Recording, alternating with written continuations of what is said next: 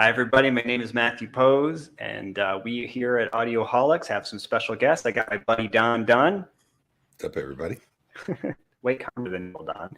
And I have Chuck back from Trinnov, and we brought Chuck on to do a little interview and talk to us a bit about immersive audio, speaker layouts, and when is enough enough. So, Chuck, welcome. Thank you. Great to be here. So, Chuck, you and I have known each other for a little while now, at least, and I've gotten to know you, of course, because of Trinnov and your relationship with them. You also represent Priscilla, which is a speaker brand that's used in high-end home theaters, custom home theaters. Do you want to talk a little bit about your background before we get into the actual presentation? Yeah, I'm a lifer in the audio industry. Started when I was in college selling hi-fi, going back very nearly 50 years ago. When I left my native Ohio and moved to California, I connected with Jonas Miller of Jonas Miller Sound, was one of the very early high-end audio dealers in the U.S. And he introduced me to Ken Kreisel of M&K, and the M&K was Jonas Miller and Ken Kreisel, and I started working at M&K, and I was there for about 27 years. So that's really the bulk of my career. Was vice president there. Generally ran the company on a day-to-day basis as general manager while Ken was in his laboratory, the mad scientist inventing speakers. And when M&K eventually shut down, sad as that was, I got connected with the folks at Priscilla and became a partner in that company. I'd also become aware of Trinnov fairly early on, and it was something that I was very interested in understanding the technology. And I was able to eventually, as they came to the United States, meet Arnaud Labrie, who's the CEO, helped him with some planning and some consulting work. And that turned into employment with the company. And that's where we are today. Excellent. All right, well, I'm going to go ahead and bring up the presentation that we're going to be covering and see if I can do that now. Oh, it's on the wrong slide. I'm sorry, everybody. I don't know how it ended up there. All right, Trinnov audio on surround layouts, more channels, better speakers, or do we sell the house and move? And I called it that actually for a reason. So Don and Chuck, I'm sure you've had these experiences before, but sometimes you will have a client come in, or the client has this own realization. I've had these realizations before where you're trying to put together a system. You have a certain expectation or want for that system, but then when you try to match what's required to put that system together and the number of speakers and where they need to be located into the room you have, it just doesn't work. And so you're stuck either making some changes to the speakers, the layout, for instance, and the number of speakers that you're using or the size of them, or you move, or suppose you could tear a wall down and build a new addition. And I think it's tough. You know, it's one thing when you have that realization for yourself. I think it's tougher when you're on the design side of things and you have to go back to the client and say, you know, unfortunately, I can't give you what you want with that room. Here's a scaled back option. So that was the sell the house and move. Right. So this didn't come out the way it was supposed to when I loaded it here. It's not supposed to look quite like that, but this one says, how many channels do we need to be immersed? So, you know, Chuck, you can talk, I think, a bit about this. I know the goal of this is really to create the sort of you are there experience. That's what people want, you know, and I think there's a desire to enhance realism. So there's often a thought that you want to make sure you have at least enough speakers to be as realistic as possible. But then you do have to ask yourself, is more necessarily doing that? Well, so you go ahead. It's not necessarily dependent on the number of speakers. It's really having the right number of speakers for the room and for the listening group. In a commercial movie theater, you basically have a room with a listening area that encompasses the entire space. There are seats all the way up to the aisles on the edges. And so the goal there is to have maximum number of seats, and generally there's maximum number of speakers to get coverage for all of those seats. When we go into a home environment, we have a different scenario. We've got a smaller listening area relative to the size of the room. And from our research and working with finding the optimal way to present immersive sound in a variety of rooms, But we realized that what's critical is not the size of the room. What's critical is the size of the listening area. We want to get sound to the listeners in as consistent a delivery as possible.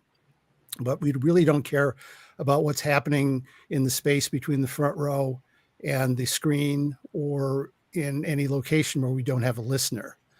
So when we design a room and look to put the optimum number of speakers in, we want to look at the listening area, the number of seats, and design that system to provide the most consistent experience for everyone that's in that listening area, everyone in that seating group. Sure, that makes a lot of sense. And then when we look at the ratio of the listening area to the size of the room, that also can come into play when we talk about the number of the appropriate number of speakers. In that movie theater, it's close to 1-to-1. As the ratio of the listening area to the size of the room becomes greater, in other words, the seats are occupying more of the space in the room, there's a tendency to require more speakers to get that consistent sound to every seat. So if you have as one example, you could have a large room with a single couch, which is the only location where listeners are going to be seated. That doesn't require the number of speakers that we would need to have in a theater that has 12 seats, for example. Yeah, and I actually chose that image on purpose. It came out of your white paper, but it also specifically had 3 rows of seats. It's actually probably a fairly large theater by residential standards, but Right. the seats take up much of the space of the room. And so necessarily there's the 3 side surround speakers, and I'm guessing there's probably 2 rear surround speakers as well. I think a room like this probably would likely need maybe 6 overhead speakers Exactly. to be set up correctly. Yeah. Yeah. And I think we'll talk about this. I know more. I've got some slides, but I think sometimes there's a misunderstanding of the number of speakers that are needed for the room. I really like the way you've put that it's really about the ratio of the listening area, which is what these seats encompass, to the size of the room. When that listening area gets large relative to the overall size of the room, the problem is you can end up in a position where you're not well placed relative to the speakers. And I think we talked on the phone about this. We'll get into this, but there's some no-no places where you don't want to place a speaker relative to the listening area because it could cause somebody to hear the wrong channel. Right. If they're at an extreme. Okay, go ahead. And if one speaker is too prominent because you're sitting close to it and the next speaker in the array is a long distance away, that proximate speaker is going to predominate and it's going to destroy the immersive effect. Yeah, for sure. All right. So spatial resolution is another part of this white paper that I was talking about. And so I've gone ahead and added a slide on that. And again, chose an intentional picture from it. So with this one, spatial resolution, we're typically surround systems. We focus more channels where human spatial resolution capacity is greatest, which is in front of us. So in other words, if you think about how many speakers you have relative to your part of your body, if you will, often we have the most in front of us because that's where our spatial resolution is greatest. While 3 is the most typical, actually, one of the next upgrades you often see is adding with speakers. So now you've got 5 in front of you. And then you've got your side surrounds. And then here, what this shows is that there's a matching of the side surrounds to the seat placements. So there's 1 per row of seats. And actually the height changes, which Don, you'll know, I did this on a project that we're working on together right now. Actually took a while to explain to the designer, the CAD editor, why I was changing the height, but this is exactly why. It shows it really well. But Chuck, please, this is for you to talk, not for me. So share your thoughts. In this diagram, we're taking into account the visual aspect because we're going to be watching movies in these rooms. So we want to make sure that there is an unobstructed view. At the same time, we also want to make sure there are no obstructions from the loudspeakers to the listener's ears. So that's another consideration. And as this slide indicates, we do ideally want to have a set of side surrounds for each row. That is, when you have 2 rows, we definitely want to have 2 sets of side surrounds. With 3 rows, 3 is ideal. two is possible as a compromise if we're looking for budgetary reasons, but ideally we're going to have one per row. The wide speakers are important because they bridge that largest spatial gap in the typical array. We have our LCR speakers that are within 45 or 60 degree angle up front. And then we have side surrounds at 90 degrees or a little bit more than 90 degrees. And then we have additional surrounds in the rear surrounds filling in the space behind us. But between that say 60 degree spacing of the left and right speakers and the 90 degrees at the surround speakers, there's a large gap. And that's what the wide speaker fills in. Chuck, so, where do you prefer to put the wide front speakers? A lot of people put them in the ceiling up front. Some people put them above the LCRs.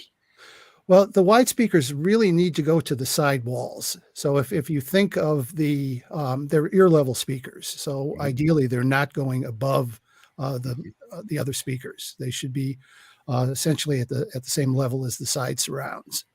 And that's going to be plus or minus, without going into great depth of detail, about 45 degrees. And they are also, because of the placement, susceptible to not working well if they're not properly aligned. The wide speakers need to be aimed at the listening position more so than pretty much any other speaker in the system, because of the fact that they're forward, and if they're mounted flush to a wall, they're just going to fire at each other. And unless they have exceptionally wide dispersion, the sound that the listeners hear is going to be limited. Yeah, I know when I've incorporated them, one of the things I've tried to figure out is essentially which is going to be the greater harm, having them mounted in the sidewall, which is often a better position for them, but aimed in the wrong direction. If they're in walls, you're kind of stuck with that.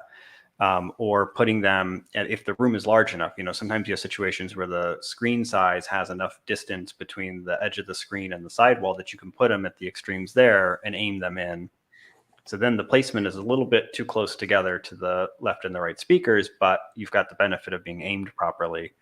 But as you said, really ideally, they should be on the sidewalls. That gets it at the right angle. And then they need to be aimed too, which within walls is often impossible if you don't design something to aim it. Right. I will say, for those of anyone who's watching who comes from a speaker manufacturer, if you could make an in-wall that is angled, not the in-ceiling ones, I mean in-wall, there's a lot of need for that. We're going to come into it more. Speakercraft actually makes a speaker like that. Do they? Oh, we need more of it. I think so. I'm not 100% sure. I also can self-promote and say that Priscilla has that as well. So. Oh, hey, perfect. Way better. They were listening. All right. So maximizing the sweet spot. So enough speakers in the right locations. I think we talked about this, but we'll go ahead and go over it again. Optimal placement, optimal aiming, and controlled directivity with cross-firing. So I threw this last one in. Actually, there's a whole slide dedicated to it, so we can get into it again in a bit. But Chuck, I'll just, because you wouldn't know this, I've been promoting this cross-firing idea for years with Gene, and he doesn't believe me that it's a good idea. So I'm going to put you on the spot to help side promote it. Cross-firing goes back to my early days in audio, something that was used in pure stereo systems to fire the left and right speakers at a more extreme angle to widen the sweet spot. In stereo, basically there's one sweet spot. And if you have a row of 3 seats, for example, the people sitting in the left and the right seat are not going to hear a stereo image in the center. And one of the ways of addressing that was cross-firing the left and right speakers, the main speakers. So it's, I consider it very valid, and I've been using that for quite some time. That's right. So see, Don, Gene, it's a valid idea. I didn't make it up. I never argue with you, man. Not Gene. Gene likes to. So anyway, so getting into the optimal aiming, I mean, cross-firing actually is essentially an idea that relates to optimal aiming. It's an optimal aiming in order to widen the sweet spot. It applies to surround as much as it does to stereo. But there's other optimal aiming. So you got into this. The surround speakers really need to be aimed too, whether they're overhead or in the walls. And it may not always be feasible, but it is preferable. To a point. Yeah, we want to have the listeners, as many listeners as possible, on the axis of the loudspeakers. That's where the they're going to hear the maximum amount of high frequencies. And we identify the spatial characteristic of a sound by the high frequencies. So if a speaker is not aimed and a listener is off axis, that's basically going to be sound with attenuated high frequencies. They're not going to hear with the same clarity, and they're not going to hear with the same spatial resolution. So in any case, it's ideal to aim speakers, and in particular, aim speakers that are in the top channels or high channels. Very often, in-wall speakers are used for those locations because they're mounted in the ceiling. And if those speakers are just firing down into the floor like a shower head, listeners are not going to hear a whole lot of high frequencies unless that speaker has exceptional dispersion. Right. So, and realistically, most tweeters have beaming at the high frequencies. So there's a narrowing there. Many of them have the narrowing happen at a low enough point that it would be pretty problematic to be sitting far off axis of an in-ceiling speaker, which, as you're describing, can be an issue. I want to point something else out in this picture. I didn't realize it, but since we're going to talk about it later, I realized this picture is so optimal for highlighting this potential problem. So we were talking about how there's some no-no places where you shouldn't put speakers because it's going to create a problem. And this theater highlights that so well. That rear row has so many seats, it's going end to end, that if you placed the rear surround on that left side there, where you probably would intrinsically think that's where it should go, it probably would end up somewhere between the left and the right left side chair there, if you will, right? But what would happen is the person sitting in that far chair in the back corner there would actually hear what should be the right surround coming out of their left ear. And that's, that's violating cardinal rules for speaker placement. But I think people do it. I mean, I've seen some theaters where I walked around and thought, I mean, I understand people like to pack as many seats into the room as they can, but there is something to be said for, from a designer standpoint, ensuring that the theater can't be misused. And so if the speakers would be having to be placed in a bad location, I think there's a good argument to be made then to say, put the speakers where they should be and then just have less chairs. And I would agree with that. Unless this is a commercial theater, it's likely that a theater of this size is not going to be full for every listening experience. So we don't want to compromise the prime seating area for the sake of some seats that are going to be rarely used. So maximizing the sweet spot to me is looking at each client individually, even if it's a large theater with a large number of seats. How is this theater going to be used primarily? That's a great point. Work to optimize for that use case, and not compromise the overall performance for the sake of a seat that only gets used every once in a long while. Yeah, I think it is a really good point. And Don, I'll connect it to something you told me once. So you said one time you should never sell out of your own pocket. And the point you were making was that when you're talking to a client, you never want to steer them in a direction based on how you would spend your own money, because their needs and their resources could very likely will be very different from your own. And you need to make sure that what you're providing to them matches their needs. And I think that that's probably one of the biggest. Well, Don, go ahead. You want to talk? I can tell. Like the large theater that we're working on, the giant theater we're working on right now. So that theater's being optimized for multi-seat, a lot of people enjoying it, setting up. It's not necessarily just going to be one or two people at all times, but there are a lot of people that have theaters that just want to optimize that single row. And they're like, hey, if we got guests over, it's still going to sound good enough. And that's absolutely correct what Chuck said. You got to really find out the needs of your client and what they're looking to do. And when you're going into the design of it, more often than not, theater designers just want to go be technical and design a system technically correct on what they think people like, but they don't listen to the clients where they really want to optimize it. And occasionally when they have guests over to watch the Super Bowl or something, it's a non-issue. Yeah. I mean, I'm working with somebody who wants to do a theater that's got a screen that's over 200 and I think it's 35 inches. It's a very normal sized room. It's too small for that size screen. It's not how I would build that room. It's not my room though. And ultimately I have to meet his needs. And his thing is exactly that. He wants to watch sports and he wants it to be really large. So I get it. That's his choice. All right, so we're going to go back to crossfiring because, like I said, I had to really make sure that I dug in on Dean here. He's going to kill me later. But I just thought that when I saw this in there, I thought this is great that they've covered it, but also it's a topic. I covered it once before in one of our presentations, and I got into the same issues. And this comes right out of it. So, Chuck, if you don't mind, I don't want to speak for you all, but this gets into that technical issue about why this works. The first thing I think that's really important is that this doesn't necessarily work with any old speaker. The speaker has to have really controlled dispersion, right? Correct. You have to have a speaker that is going to work well in a theater. And Priscilla would do this, yeah. Yeah, and it does that because we use compression drivers in waveguides, which are typically used in high performance speakers used for theaters. And that provides a uniform dispersion across all frequencies.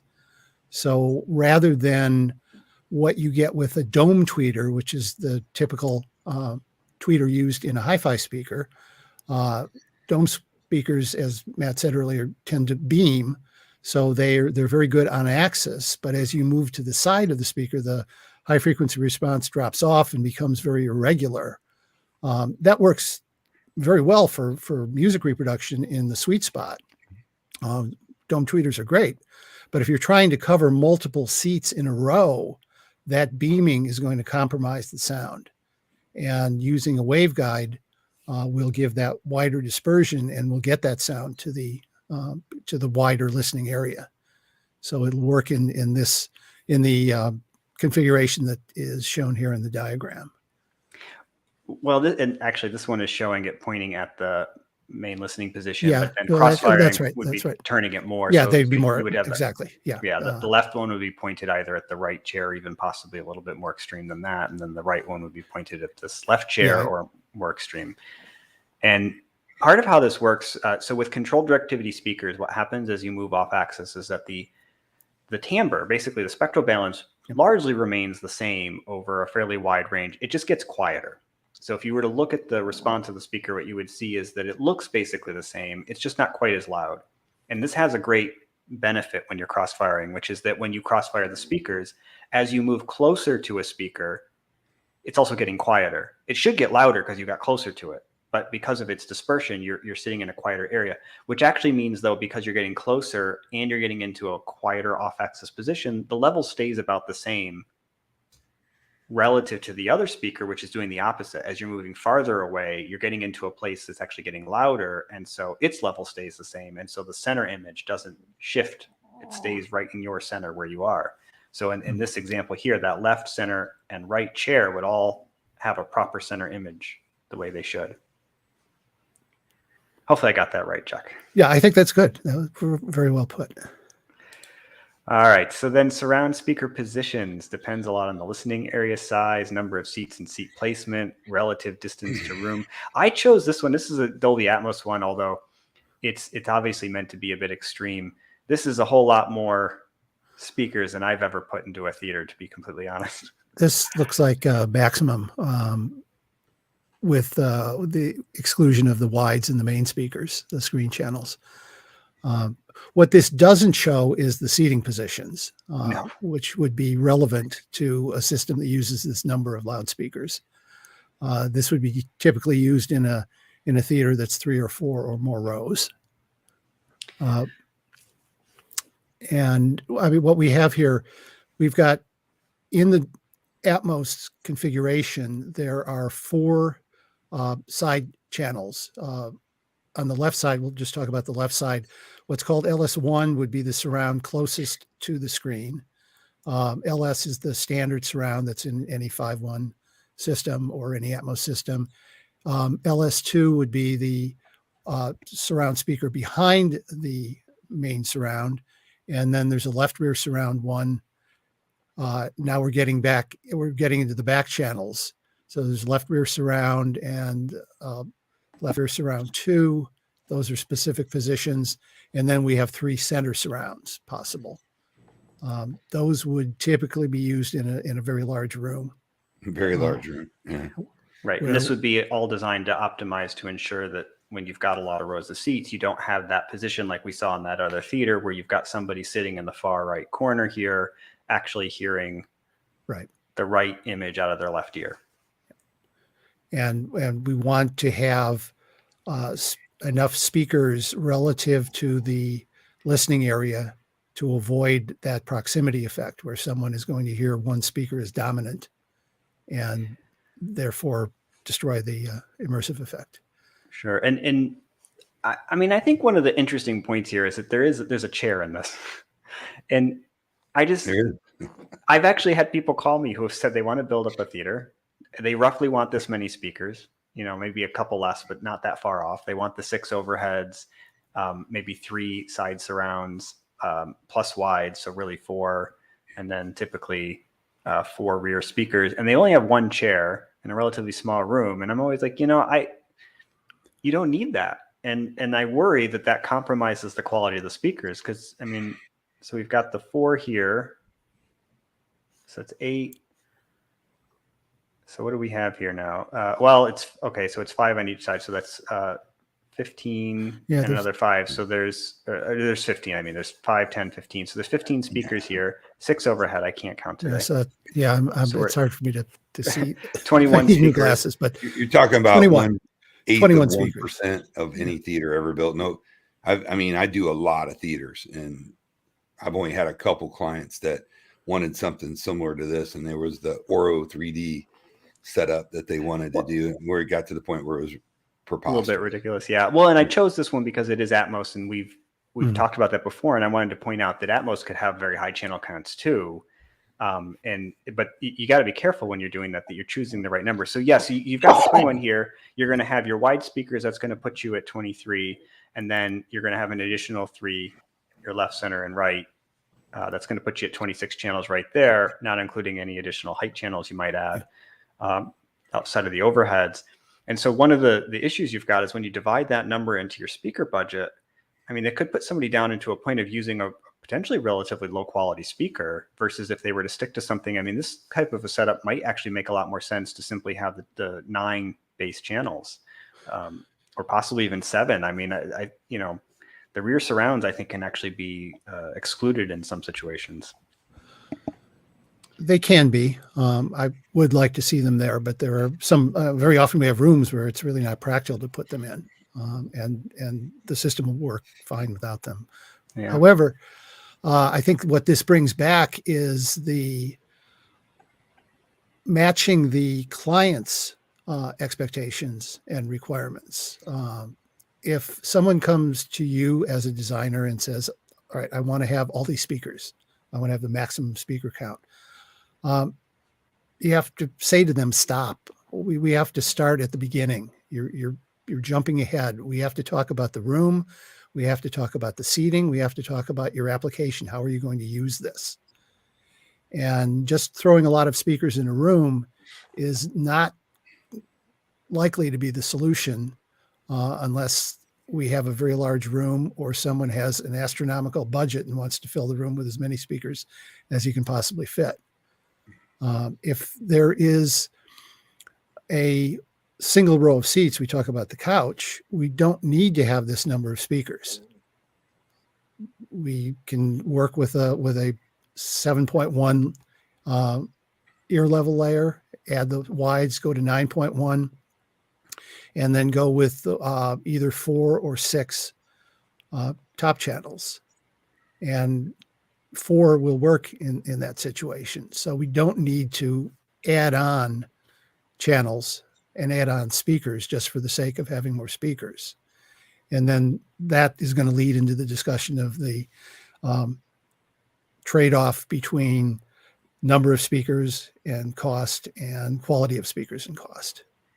See, Chuck, I love that you keep mentioning listening to the client, and that's critical and that's key. A lot of people just don't do that. Yeah. And that's a huge part of designing the right system for a person.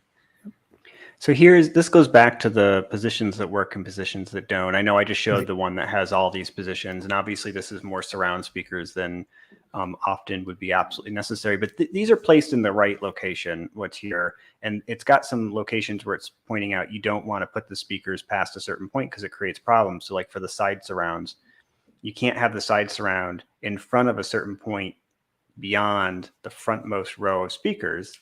That should make sense to most people, that something that's supposed to be perceived as coming from, relatively speaking, behind you is actually coming from well in front of you. That's not good. And then this is the one that I think it gets missed a lot, but it actually happens quite a bit, where you end up with a speaker being placed. THX actually had this for a while, and it had caused some problems. And I had put them in a room once and realized it was a big mistake.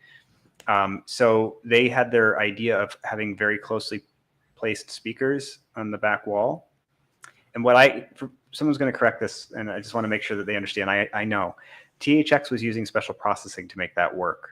And so it was sort of like those crosstalk canceling speakers that are arrayed really close together. And so it gives the perception of like wider stereo image, and then is really there. So they had this idea that you would place very closely placed together rear surrounds instead of putting them wide out, but you had to use their processing. And I had installed it in a theater, and it wasn't a THX theater. It didn't have the special processing. Mm. And it turned out that it was very obvious that this left surround was so far in that when you sat in this position, the left image was coming into the right ear, and the same from the other side. And I only later realized that THX processing was critical to make that work. Yeah, and that was at a time when 6.1 was introduced, and it didn't actually live as a format for very long. It didn't. But that they were recommending using more than one speaker, because a single speaker reproducing a back surround tended to localize the sound in the listener's head. And clearly that spacing is not appropriate for a 7.1 approach. Yeah. Well, the speaker placement had been set by the 6.1 that you're talking about. Yeah. It lived on, and then I tried to keep using it, and it didn't work. Hey, but Matt, anyway, got a yes. couple super chats here. I can't see them. I have that, so I can't see the chat. Do you give me a second? I was ignoring people. Sorry, everybody. Let's take out these super chats. All right. So there's two. The first one was when you have multi-sub, like direct live bass control, ? I'm assuming they're asking, when will Trinnov have multi-sub bass control? Yep. Chuck, I'll let you answer that if you like. Yep, sure. Now, we are there is a lot of work being done in our R&D department in a number of areas, and one of them is in the area of subwoofer calibration to further improve what we do now.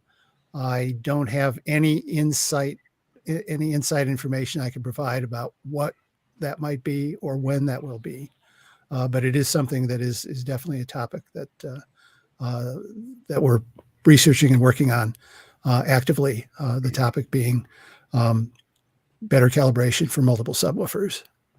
Excellent. And the second question was, I'm sorry. No, go ahead.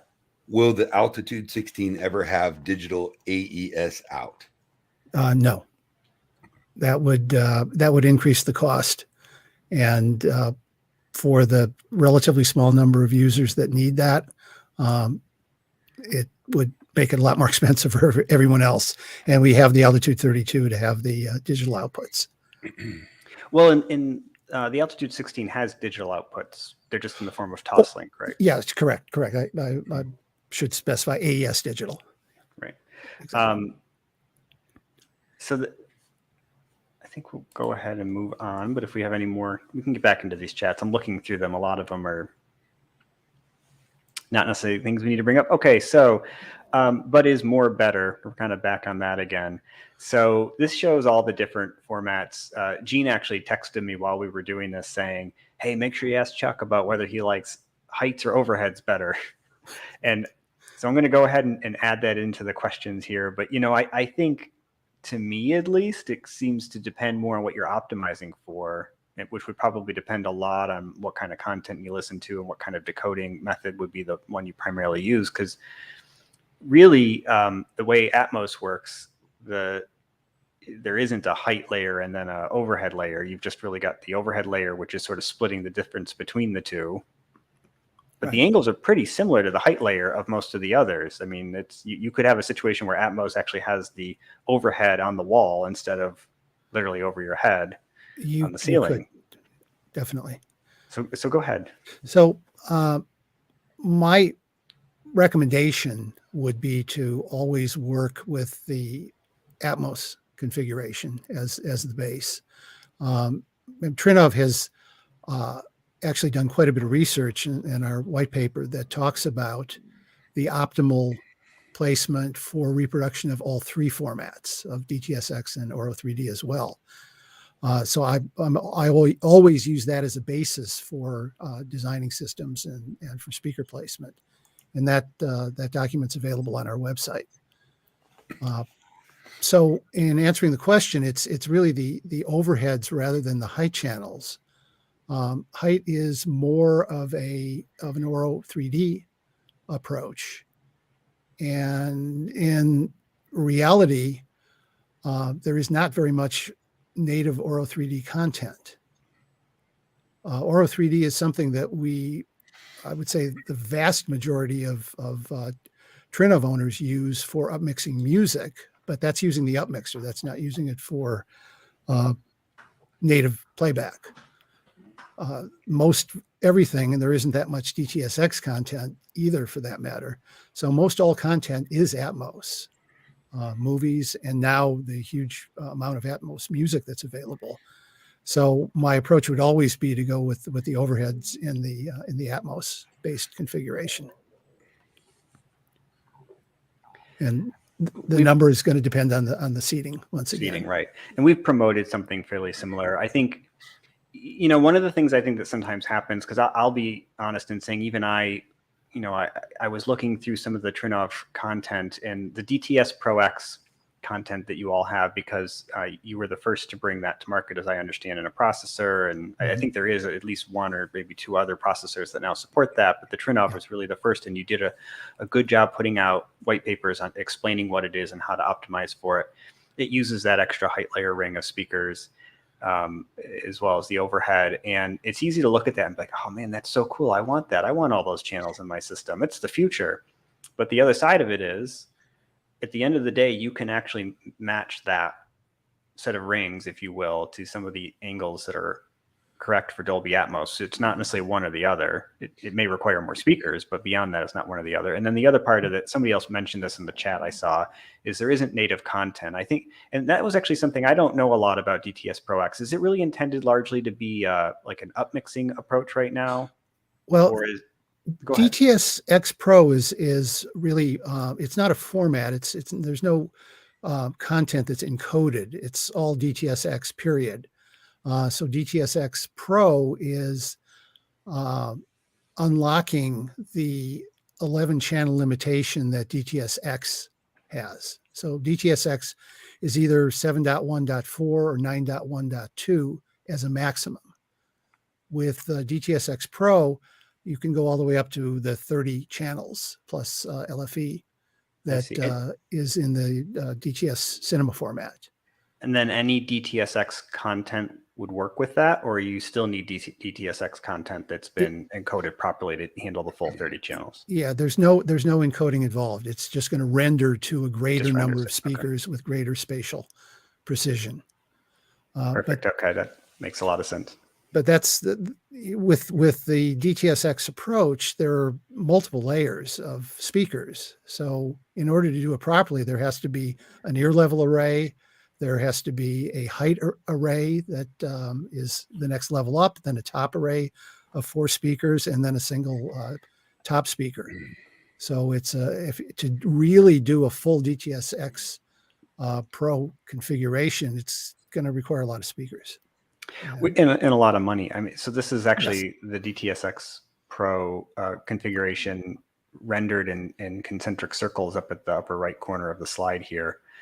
And I put that in on purpose. It's the busiest of all of them. Yep. Yeah, I mean, I think people don't always realize this, but when you get into better quality cinema speakers that have, especially with bigger rooms, and obviously it's not uncommon for some of the most expensive home cinemas you put together to be pretty sizable. When you get into something that's in the neighborhood of even 5,000 cubic feet, But really, when you get into like 7,000, 12,000, 15,000 cubic foot theater rooms, the speaker requirements, Purcell is a good example, actually. That's a company that makes speakers that are designed to work there. But when you get into the models specifically that are optimal for a room of that size, cost, of course, goes up too. And it's across the board because it's like you need more amplification, the speakers are bigger, et cetera. Adding that extra ring, it's like it may not be an extra $5,000 or $10,000. It could be like an extra $50,000. It could be potentially an extra $100,000 to add all those speakers to the system if the room's big enough. Conventional home audio speakers really aren't the prime choice for a large room like that, and they just don't have the output and the control dispersion on it. I mean, that's facts a fact. Even if it's a really high end model, it's not going to have the output that you're going to really need to fill that room properly. Exactly. Well, I have a few more slides here. So Impractical but Better, we talked about aiming. Probably don't have to spend a lot of time on this, but I thought it was neat to show this. It's you see this done in laboratories a lot. You see it done in like Dolby's own facilities and DTS's own facilities. Mix engineers often are spending the time to aim the speakers optimally. In high-end theaters, we're almost always hiding them. You know, people don't want to see the speakers. And so you run into that problem. So I like that this was covered because it is important. And I would just say for those of you who are, you know, you want the best performance and you understand what it takes to do that, and looks are not your first priority, you know, mount your ceiling. Don't put in ceiling speakers in. Mount them with brackets so you can aim them. You can actually get better sound. For the rest of us, whose wives would disown us if we were to do that, you know, you have to make some compromises. Absolutely. I always recommend mounting speakers so they can be aimed, and whenever that's possible, it clearly sounds better. And there are some in-ceiling speakers that are aimed. One of the problems, and you can see this in that top side view one, is that the aiming specifically that you need isn't the same for every position. So what is it listed as? Height LS and height RS, I believe. Is that what it says? Yeah. Go ahead. Your top fronts. Well, the ones furthest to the right in this diagram would be the height channels in Atmos. So those would be mounted on the front wall above the screen or on the ceiling close to the screen. So those definitely fire towards the back of the room. The top fronts would fire towards the back. The top middles need to fire towards the center of the room because they're going to be adjacent to the center of the listening area. And then the rears are going to fire towards the front of the room. And then that's the front to back aiming. And then if they're cross firing, they'll be aimed towards the center as well.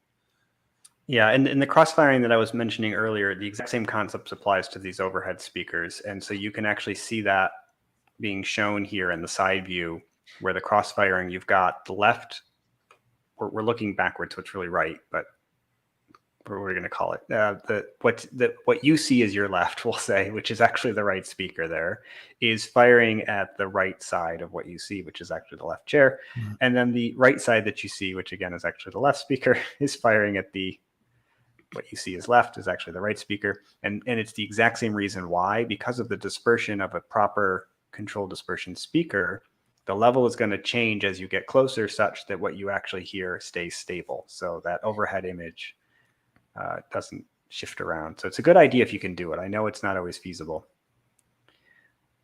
Exactly. And then budget. I know we talked about this. I kind of wanted to end on it again. I think we got into this already, and certainly we can kind of end with some other, I know there's some folks who have asked some questions. Yep. We could always go into those a little bit, but I just think that when you're talking to clients or you're making decisions yourself, what to buy, that like you just can't ignore budget.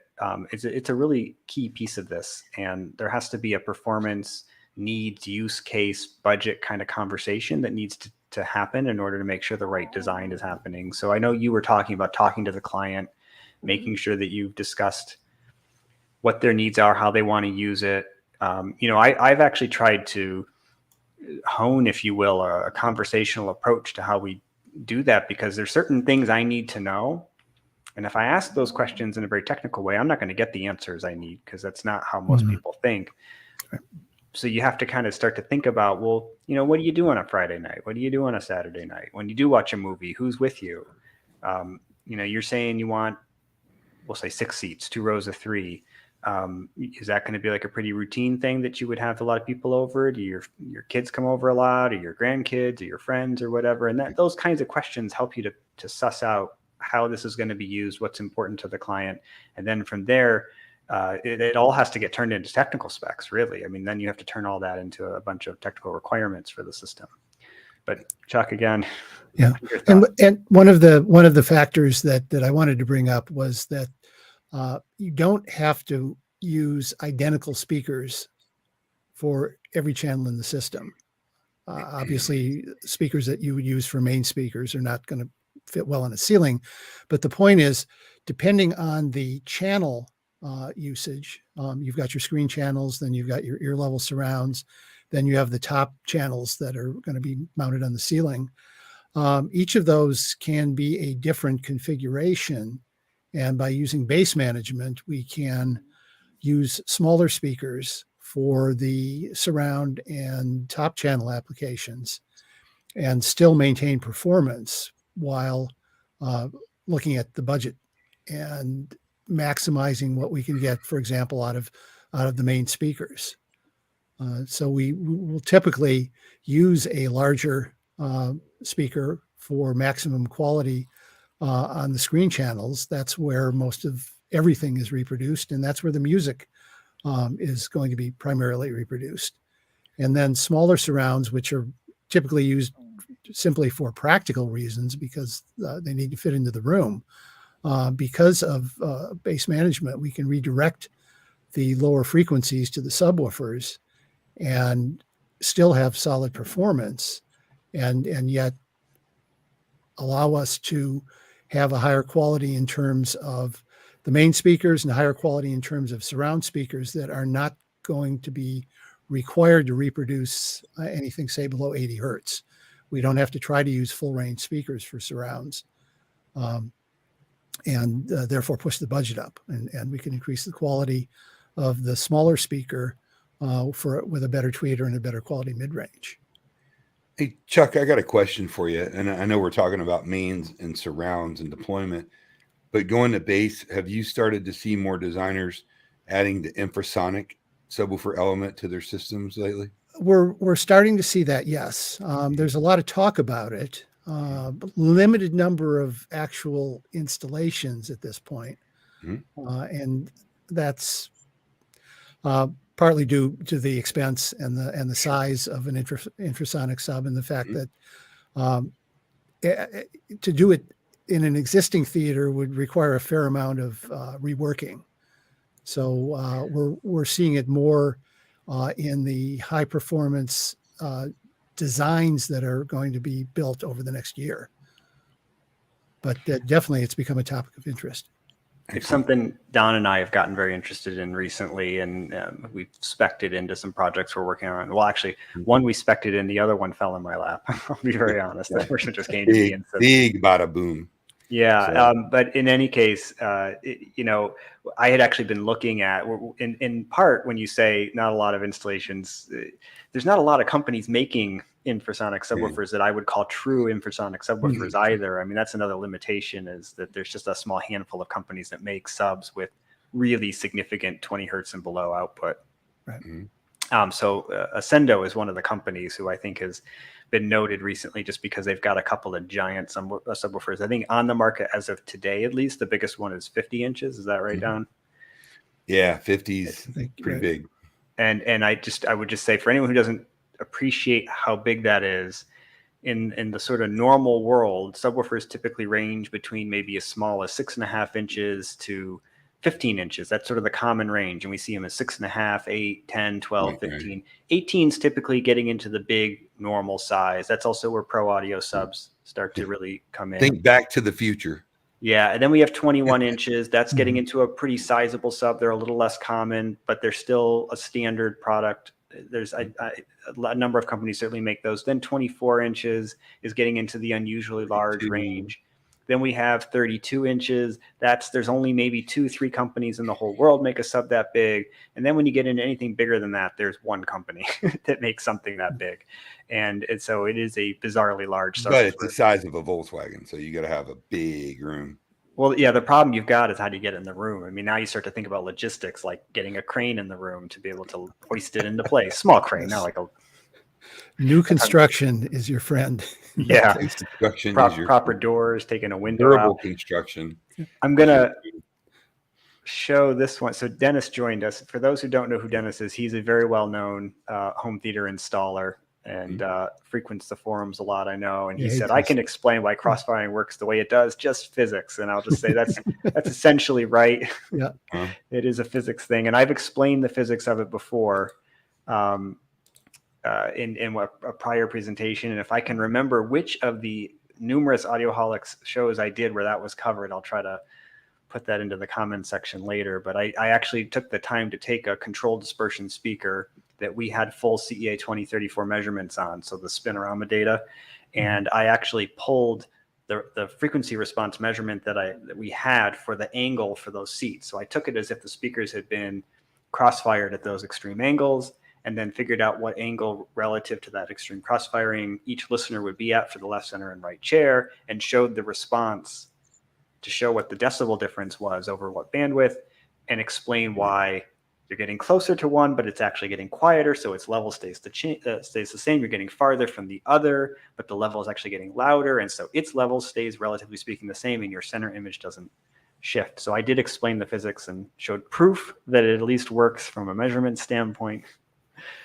I know some are skeptical, but I do actually think there's something to this idea, and it's worth doing. So there's a lot of several comments about 5.1, 7.1. Listen, you can make a 5.1 system sound amazing. There's no doubt. But what we try to do here with Matt and I and Audioholics is just bring you the cutting edge. Literally, Chuck is on the cutting edge of what people are doing and what's possible with theater systems. So we're not saying that you're lacking because you have just a 7.1 system, but to explain what's available and what's out there with the Trinhov processor and the speaker deployments that are out there. So we're definitely not knocking anybody. I mean, I don't have a Trinhov, not yet. Most people don't, and that's fine. No, I think the point of doing this actually wasn't to promote higher channel counts. In general, I promote the opposite, which is that it should be the right channel count for the situation, and that there should be a focus on the quality of the speakers first. Sure. I actually think a lot of people don't probably have as good speakers as are required for the system. And I think compromising it further with too many channels is a mistake.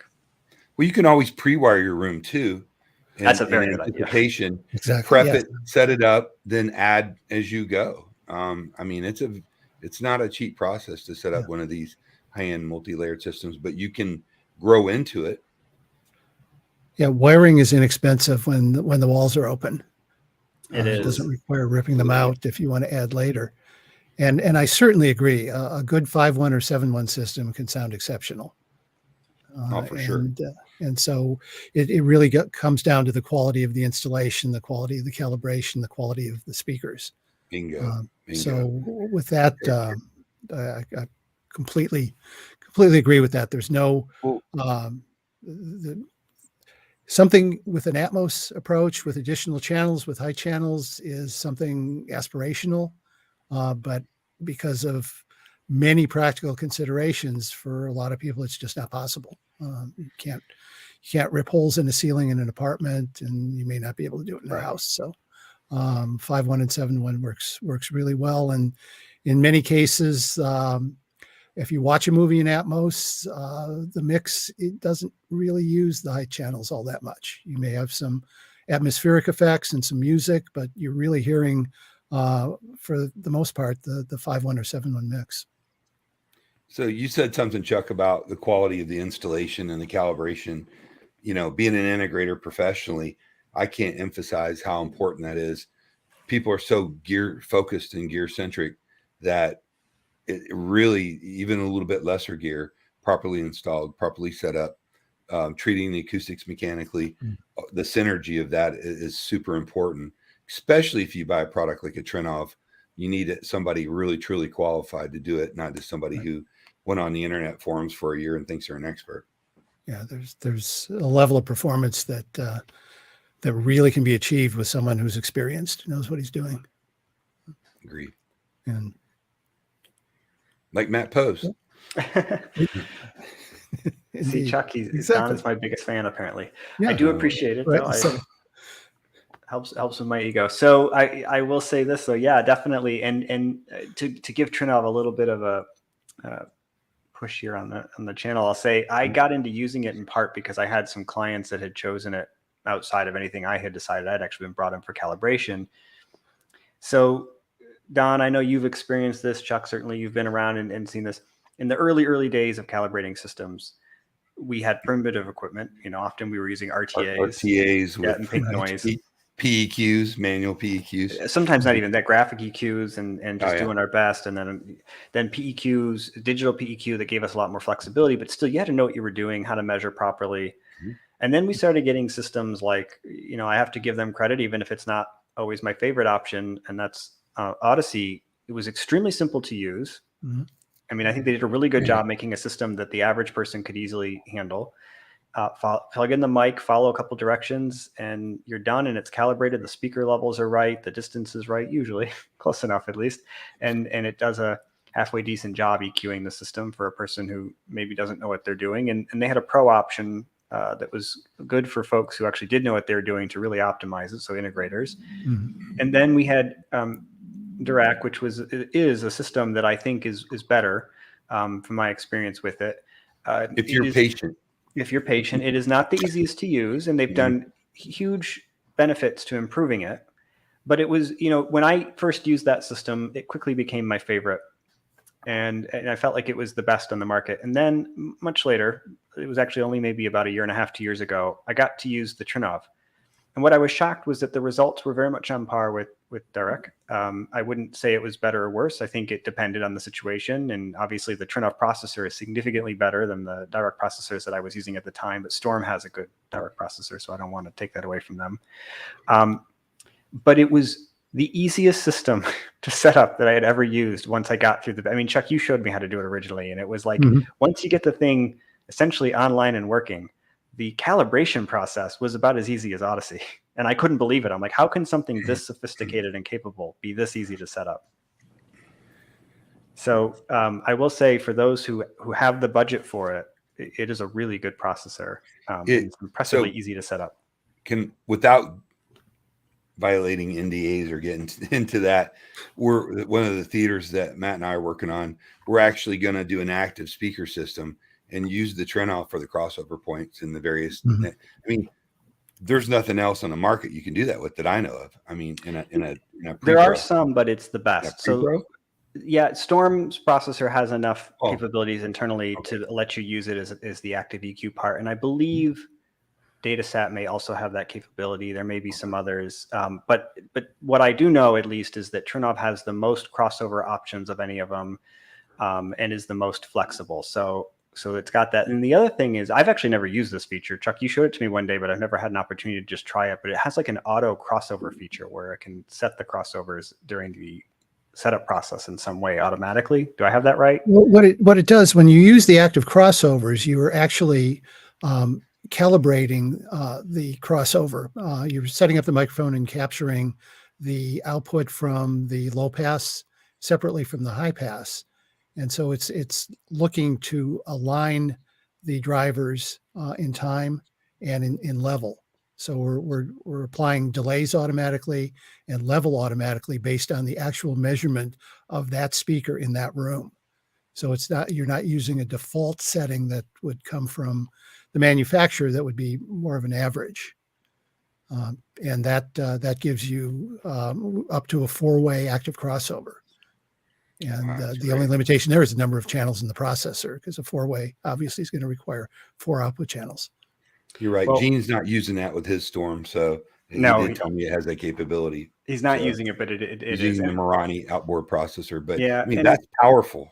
It is. And I know some integrators that don't love to use the processor as the active crossover. One of the guys I was talking to was actually promoting using the QSys system. And his reason for using it has to do with his ability to monitor and manage it.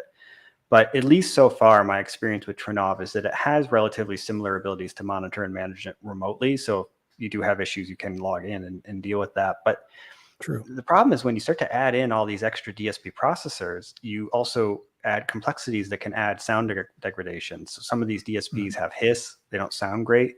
The Trinhov is really quiet enough. There is no significant hiss coming from it. I mean, I think you'd have to have an extremely efficient speaker to be running into a problem like that. And so I haven't experienced any hiss issues with it ever.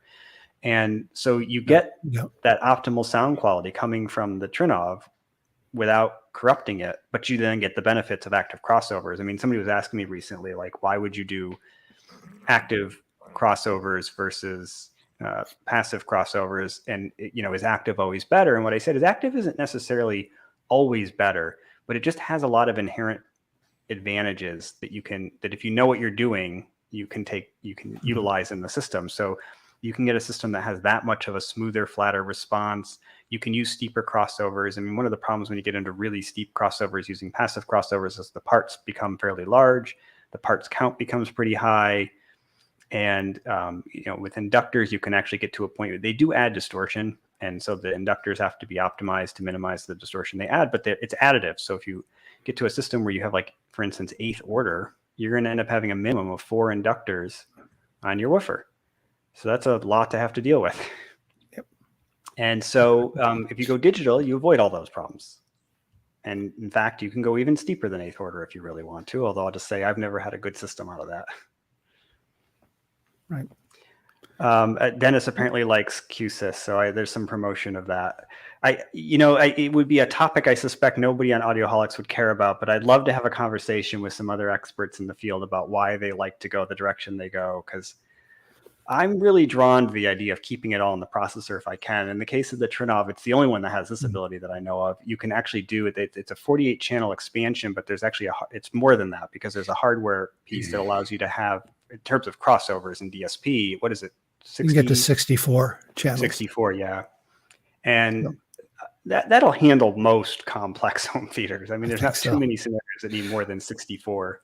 We haven't maxed out in my experience. I've gotten into the 40s, but not beyond 50, let's say. Well, Don will tell you, if you let me have my way, I could probably get pretty close to it. We're going to push that to the test. Trust me. That sounds good. I look forward to working with you on that. Well, anyway, I just want to say, Chuck, thank you very much for coming on. I know we had talked before about possibly having you on again, and I think it's always wonderful to get your experience. You have been in this industry quite a while. You know really more about this than anyone else I've talked to, and I've always appreciated having you as somebody to go to with these types of installs and systems, and having you as part of Trinnov. I appreciate you coming on the channel today to talk to everybody, about this topic. And I think there's many more in immersive audio and things that Trinnov does well that we could talk down. It's always fun to have you on. I think you and I talk 10 times a day, every day, but still. See how good I was tonight, out of respect for Chuck? That's great. Thank you, man. Chuck might be disappointed. I don't know. No, man. I mean, Maybe Chuck, next you need time. to calm down a little bit, or you're a little out of control. You need to level it down a little bit here. Yeah. By the way, do you guys like the background image I added here? So I've got it's an immersive speaker. Yeah. Totally going to put those in my house, dude. Cool. So I'll just say there's a review of these coming. I have 3 of them, and they have more bass than I have ever heard from a Wi-Fi or Bluetooth speaker in my life. These things, I'm not saying that they are the best sounding speaker in the world. Sure. I'm not saying you should go sell your high-end home theater and install these instead. I'm just saying I'm shocked at how much bass they have. They look cool. They're really they do cool. look pretty cool. My wife likes them, actually. She wants them downstairs. And Don knows. She made me hide everything. Mad when you bring them up here? They've been up I've had them in the theater room for a while, just because it's a better room for testing out their immersive capabilities. Finish the damn room, dude. Really. I do. I need to finish it. It's not movie night at the Pose residence yet. No. Theater rooms tend not to get finished.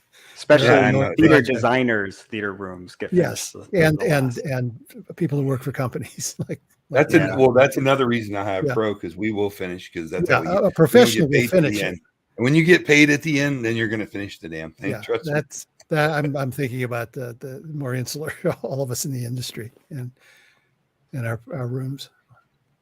All right, we're going to do a show with Gene next time. We'll get jiggy on that one. So we need to bring Gene from Spare Change. Bring him on. I love when we do our things with him. He's probably mad at me for making fun of him talking like this. Yes, I'm sure let's bring him in. Sure, that sounds right.